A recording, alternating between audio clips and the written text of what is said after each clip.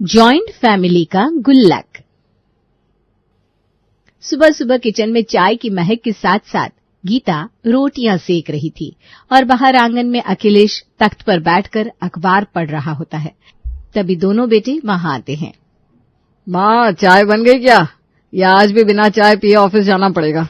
अरे बेटा, ऐसे कैसे बिना चाय पिए तुझे जाने दूंगी? जब तक तेरी माँ जिंदा है ऐसा नहीं हो सकता। अच्छा मम्मी, और मेरी चाय?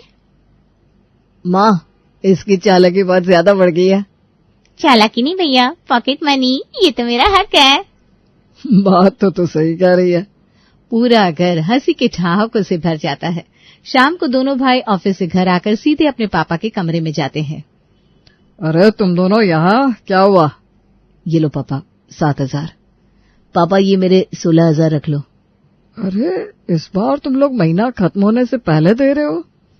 हाँ पापा, इस बार सैलरी थोड़ा जल्दी मिल गई थी तो। अच्छा ठीक है। पैसे देकर दोनों भाई छत पर चले गए। वहां दोनों चाय पीते हुए बातें करने लगे। देख भाई, पैसे कम हो या ज्यादा, मम्मी पापा की खुशियों में कोई कमी नहीं होनी चाहिए। बिल्कुल भैया, हम जितना हो सके उतना बचाकर पापा के हाथ में देते ही रहेंगे। हाँ, लेकिन ये हमेशा याद रखना कि हम जो पैसा दे रहे हैं वो सिर्फ उनकी जरूरत के लिए नहीं है, बल्कि उनकी इज्जत और मान सम्मान के लिए भी है। दोनों एक ही बात बोलते हुए मुस्कुराने लगते हैं। तभी पीछे से आती हुई रानी कहती है, भैया इज्जत तो ठीक है, लेकिन मेरी पॉकेट मनी का क्या? तेरे लिए तो बैंक में खाता खुलवाना पड़ेगा। रानी पॉकेट मनी बैंक। और बैंक में जमा होंगे 2-2 के 2 सिक्के। 2-2 के नहीं, 10-10 के सिक्के। अरे वाह, तुझे 2 और 10 का फर्क समझ आने लगा। और क्या, सब आता है मुझे। इस पर तीनों हंसते हैं। कुछ दिनों बाद ही घर में बेटों की शादी की बात चलने लगती है। अब हमारे दोनों बेटों के हाथ पीले करने की उम्र हो गई है। बिल्कुल सही कहा आपने। जब बहू घर में आएगी तो घर की रौनक और बढ़ जाएगी। पापा, भाभी ऐसी लाना जो मेरी हर बात माने। बेटा, बहू घर की लक्ष्मी होती है, खिलौना नहीं। लक्ष्मी ऐसी लाएंगे जो इस घर की इज्जत और रिश्तों की डोर को संभाले। अब धीरे धीरे 6 साल बीत गए। दोनों भाइयों की शादी हो चुकी थी। काजल बड़ी बहू बनकर आई थी और मीना छोटी बहू। काजल का बच्चा 2 साल का हो चुका था। सुबह सुबह किचन में मीना चाय बना रही थी और काजल सब्जी काट रही थी। अरे ओ रानी, कहाँ गई? जरा हल्दी देना तो। भाभी, हल्दी तो आप पहले ही डाल चुकी हो, अब क्या हल्दी का पूरा डिब्बा डालोगी? तू तो शुरू से ही चालाक है। आज ही सासू माँ से कहकर तेरी शादी तय करवा दूंगी। मेरी प्यारी भाभी, आप तो अपनी ननद से अभी से ही परेशान होगी। अरे जब ननद ऐसी हो तो भाभियां परेशान ना हो तो क्या करें? शाम को अखिलेश अपने कमरे में बैठा था। अब हर महीने की तरह दोनों बेटे इस महीने भी अपना अपना बचत का हिस्सा उसको देते हैं। ये सिर्फ पैसे नहीं, इस घर के प्यार और भरोसे का प्रतीक है। जब तक ये भरोसा ऐसे ही बना रहेगा तब तक ये घर जुड़ा रहेगा। पापा, ये पैसे सिर्फ आपकी जरूरत के लिए नहीं है, ये आपकी मेहनत और हमारे प्यार की कमाई है। अरे माँ, देख रही हो, पापा और भैया हर महीने ये ज्ञानवर्धक बातें करते हैं। हाँ, तो तू भी सीख लेना, ये सब तेरे भी काम आएगा। ये और ऐसी बातें रह दो माँ। इससे बस फैशन होती है, ये सब नहीं। अब रात को दोनों भाई अपने अपने कमरे में थे। तभी उनकी पत्नियां उनको भड़काते हुए कहती है, शादी के बाद भी हर महीने पैसे दे रहे हो, लेकिन क्यों? हमारी अपनी जरूरतें भी तो है। ये पैसे माँ पापा के खर्च के लिए है, वो इन्हें जोड़े या खर्च करे ये उनका हक है। अरे हक तो मेरा भी है, शादी के बाद अपनी बीवी की जरूरतें पूरी करनी होती है। मैं तुम्हारी हर जरूरत पूरी करता हूँ, लेकिन मेरे लिए पहले माँ बाप की खुशी है। रहने तो, कौन सी जरूरत पूरी करते हो बताओगे? काजल अजय से बहस करने लगी। उधर मीना अपने पति को भड़का रही थी। विजय, अब मम्मी पापा को पैसे देने की क्या जरूरत है? घर में सब कुछ तो है। माँ बाप ने हमारे लिए पूरी जिंदगी निकाल दी।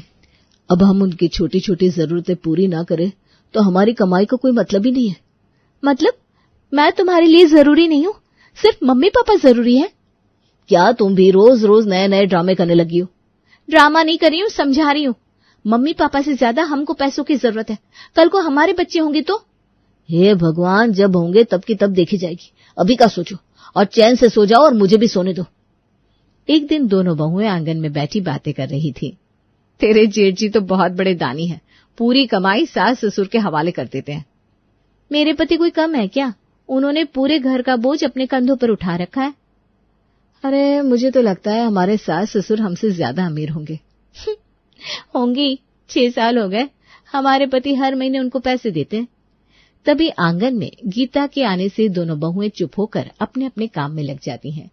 अगले दिन घर में एक नया एलईडी टीवी आता है। माँ जी, ये टीवी मेरे कमरे में लगवा दीजिए। क्या? अजय हर महीने आपको पैसे देते हैं ना? अच्छा, उनसे ज्यादा पैसे तो मेरे पति देते हैं, तो इस हिसाब से टीवी तो मेरे कमरे में लगना चाहिए। बड़े का पैसा मतलब उसका बड़ा हक होता है, समझी? हक पैसे का होता है, बड़े छोटे का नहीं, समझी आप?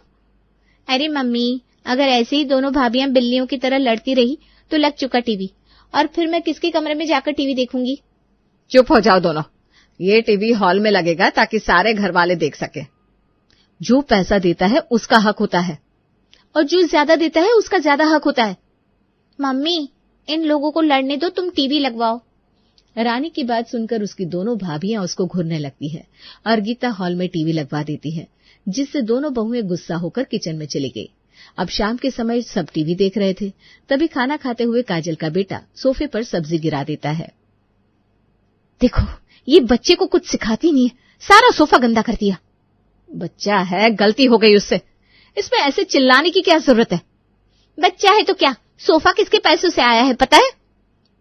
अरे यार, फिर वही पैसों की लड़ाई, हद है। हाँ, तेरे पति के पैसों से नहीं है, हमारे दोनों के पतियों के पैसों से है। और सोफे से ज्यादा कीमत मेरे पति की मेहनत है, जो आप समझ नहीं सकती। जबान संभाल कर बात कर। ऐसे बोल रही है जैसे तेरा पति अंबानी के यहाँ नौकरी करता हो। जहां भी करते हो, जेठ जी से तो ज्यादा ही कमाते हैं ना। इस तरह की लड़ाई से पूरा घर चौंक जाता है और उन दोनों के पति शर्मिंदा होकर अपने अपने कमरे में चले जाते हैं। अब कुछ दिन बाद सोनू बॉल से खेल रहा था, तभी अचानक बॉल लगने से हॉल में लगा कांच टूट जाता है। हे भगवान, तोड़ दिया शीशा। ये लड़का भी ना हमेशा घर तोड़ने पर लगा रहता है। अरे तो क्या हुआ, बच्चा है। जिस चीज में मेरे पति की मेहनत की कमाई लगी है वो बात मेरे लिए छोटी नहीं है। तू तो हमेशा ऐसे दिखाती है जैसे तेरे पति की कमाई से पूरा घर चल रहा है। तो इसमें गलत क्या बोला मैंने? रानी बीच में आकर दोनों भाभियों को शांत करवाने की कोशिश करती है। भाभी, ऐसी बहस से कुछ नहीं मिलेगा, उल्टा घर की इज्जत मिट्टी में मिल जाएगी। इज्जत की चिंता तुझे क्यों हो रही है? तेरा क्या जा रहा है? तुझे तो बस अपने भाइयों से पैसे लेने होते, इसलिए बीच में बोल रही है ना? भाभी, क्या आप लोग हमेशा पैसा पैसा करते रहते हो? पैसे के लालच से दिल में फर्क आ जाता है। अरे ओ मास्टरनी जी, ज्ञान दे लिया हो तो निकलो यहां से। सास दूर से सारी लड़ाई देख रही थी। उसको दोनों बहुओं पर बहुत तेज गुस्सा आया। ये क्या है? क्या तमाशा लगा रखा है तुम दोनों ने? इस घर को सब्जी मंडी बना रखा है। माँ जी, ये मीना हमेशा मुझे नीचा दिखाती है। मम्मी जी, इनका बेटा हमेशा घर में तोड़फोड़ मचाकर नुकसान करता रहता है, ये सही है क्या? चुप हो जाओ दोनों और लड़ना बंद करो। ससुर के बीच में आने से दोनों बहुएं मुंह बनाते हुए अपने अपने कमरे में चली गई। रात में अजय और विजय अपने कमरों में बैठे थे। काजल और मीना दोनों अपने पतियों के आगे बैठी उनको भड़का रही थी। इतना टाइम हो गया, अब भी तुम लोग माँ जी पापा जी को पैसे देते जा रहे हो। अरे क्या जरूरत है उनको बुढ़ापे में पैसे देने की? तो क्या मम्मी पापा को भूखा छोड़ते? उनकी भी तो जरूरतें होंगी। तुम तो ऐसे बोल रहे हो जैसे हम लोग उनको खाना भी नहीं दे रहे। दूसरी तरफ मीना विजय को भड़का रही थी। अरे जितना पैसा तुम लोग देते हो ना उनको, वो खर्च नहीं करते, जोड़ कर रखते हैं। वो पैसा हम पर लगना चाहिए, हमारे बच्चों के भविष्य के लिए। हम लोग अपना फर्ज निभा रहे हैं मीना, ये पैसे उनकी जरूरत के लिए है। अरे उनको बुढ़ापे में पैसों की क्या जरूरत? दूसरी तरफ काजल, अरे इनको बुढ़ापे में भजन कीर्तन करने चाहिए, पैसा जोड़ने की क्या जरूरत है? मेरा दिमाग खराब ना करो, सोने दो मुझे। ऐसे ही सोते रहोगे ना तो तुम्हारी किस्मत भी सो जाएगी। अरे तो सो जाओ ना, तुम किससे रोका है? हे भगवान, ये आदमी भी ना। मैं मेरी नहीं किस्मत की बात कर रही हूं। अरे दोनों एक ही है। अगले दिन दोपहर में सास ससुर और रानी डाइनिंग टेबल पर बैठे थे। काजल और मीना खाना परोसते हुए उनको ताने देने लगती है। माँ जी, बुढ़ापे में पैसा जोड़कर आप क्या करोगी? कहीं स्वर्ग में बंगला बनवाने का इरादा है क्या? नहीं नहीं दीदी, मम्मी जी वहां बैंक में इन्वेस्ट करने वाली है। बेटा, जो पैसा है ना, वो हमारी जरूरत के लिए है। तुम्हारे ससुर जी की दवाइयों का खर्चा भी तो है। अरे दवाइयों में कितने पैसे लगते हैं? हम तो कहते हैं बेटों से पैसा लेना अब तो बंद करो। हाँ, बुढ़ापे में तो भगवान के भजन करने चाहिए, पैसे जोड़ने से क्या फायदा, खाना तो मिल ही रहा है। गीता और अखिलेश एक दूसरे को देखकर चुपचाप अपने कमरे में चले जाते हैं। अगले दिन किचन में काजल और मीना दोनों बर्तन रख रही थी, तब पीछे से गीता कहती है, यहाँ बर्तन रखने में दिक्कत होती है ना, मैं कल यहाँ स्लैब लगवा दूंगी। माँ जी, तो मेरी ऊंचाई के हिसाब से डलवाना, ताकि मुझे भी दिक्कत ना हो। हाइट छोटी है तो क्या हुआ, पैसा मेरे पति का भी लगा है, तो स्लैब तो मेरे हिसाब से पड़ेगी, वरना मुझे झुकने में दिक्कत होगी। मैं घर की बड़ी बहू हूँ, जो कहूंगी वही होगा। बड़ी बहू बनकर सिर्फ हुक्म चलाना आता है, पर घर में पैसा मेरे पति का लगता है। अरे चुप हो जाओ दोनों, मैं जहां कहूंगी स्लैब वही पड़ेगी। दोनों बहुएं गुस्से में मुंह बनाकर वहां से चली जाती है और अपने अपने पतियों को जाकर भड़काने लगती है। शाम को विजय अखिलेश के कमरे में आकर बैठता है। पापा, मुझे एक बाइक दिलवा दो ना, पुराने वाली बहुत खराब हो गई है। अच्छा ठीक है बेटा, दिलवा दूंगा। ये बात बाहर खड़ा अजय सुन लेता है तो गुस्से से कमरे में आता है। पापा, विजय को बाइक क्यों? पिछले 6 साल से मैं एक ही बाइक चला रहा हूँ, पहले मुझे गाड़ी दिलवाओ। इसको तो 3 साल पहले ही बाइक दिलवाई थी। अच्छा, अब तुमको भी गाड़ी चाहिए? तो क्या मैं गाड़ी नहीं ले सकता? भैया बुरा मत मानना, 22,000 की नौकरी के हिसाब से तुम्हारी डिमांड कुछ ज्यादा नहीं है क्या? ये सुनकर अजय पैर पटकता हुआ बाहर चला जाता है। अब अगले दिन सुबह अजय और विजय अपने कमरे में बैठे बातें कर रहे थे।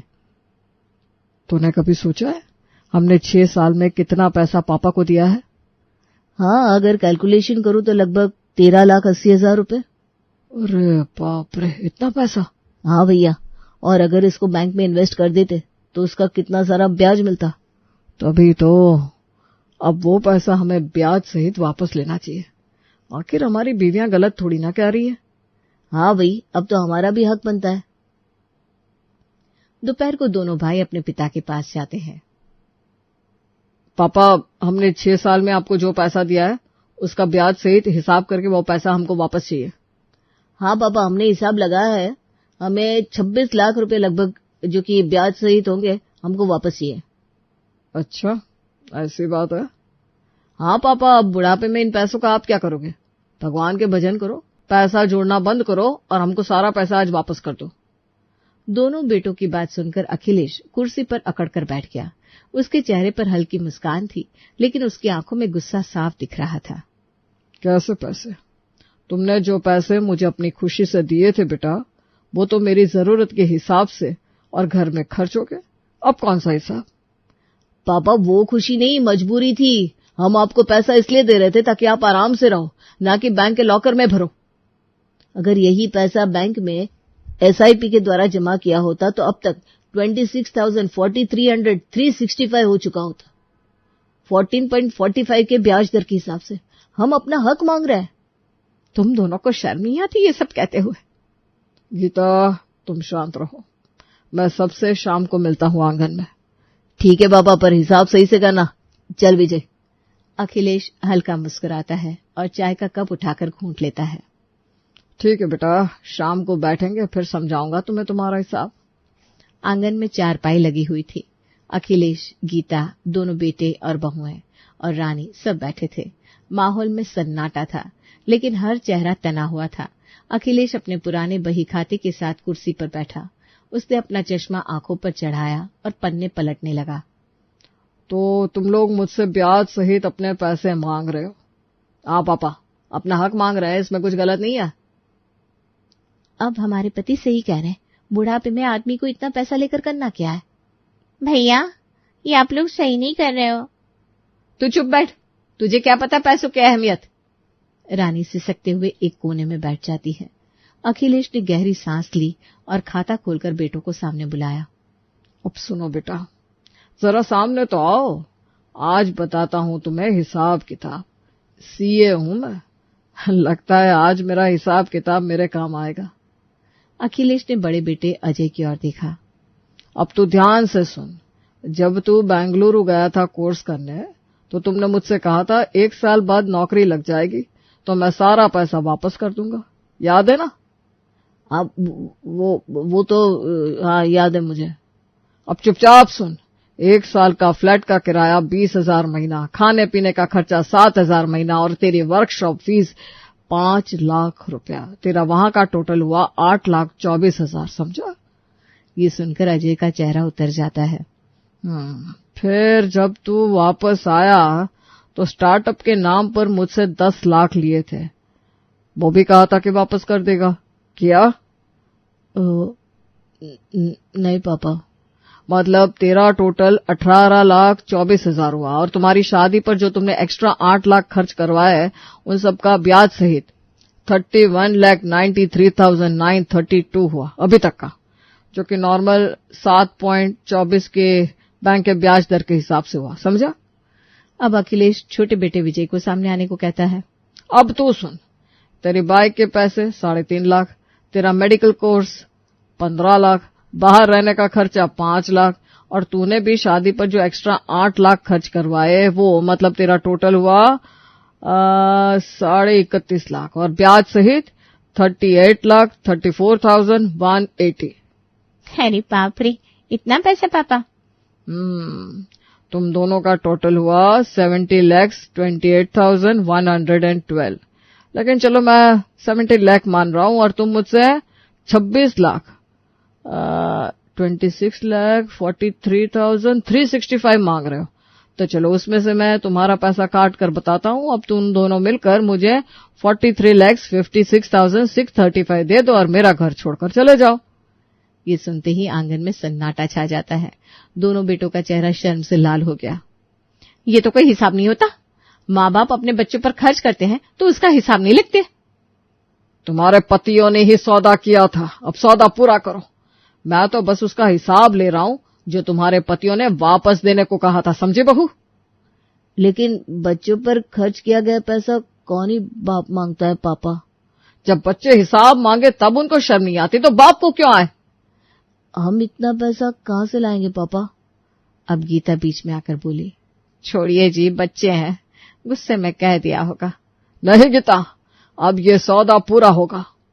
दोनों बेटे सिर झुकाकर खड़े हो गए। दोनों बहुएं बड़बड़ाने लगी, लेकिन अखिलेश ने एक ही लफ्ज में उनकी बोलती बंद कर दी।